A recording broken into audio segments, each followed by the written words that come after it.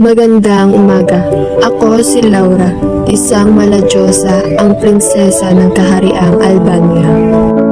Nag-iisang anak na babae at ako ang iniibig ni Florante.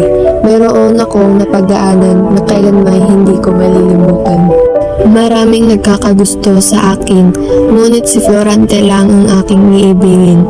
Kaya't di ko na sila pinapansin dahil siya lang ang nagpapatibok sa aking puso't damdamin. May mabuti akong ama. Siya ang hari ng Albania. Isang makatarungan, Haring Lensio ang pangalan. Nagsimula ang kwentong pag-iibigan nang dumating si Florante sa kaharian. Nakuha niya ang atensyon ko at nabihag ang aking puso. Sa loob ng kaharian, kami ay nagkasayawan.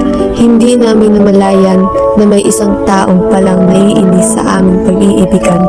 Si Conde Adolfo. Ako ay inabuso. Nagtangkang umagaw sa akin at balak akong kahasain. Buti na lang may taong naawa at tumulong. Ito ay kanyang pinana, ang Adolfo walang awa. At dito kami nagkakilala. Siya ay si Florida, ang nagligtas sa akin sa kapahamakan. Kaya siya ay aking pinasasalamatan. Huli, hindi ko napigilan. Inamin ko kay Florante ang aking nararamdaman. Kaya kami nagkatuluyan at naging magkasintahan.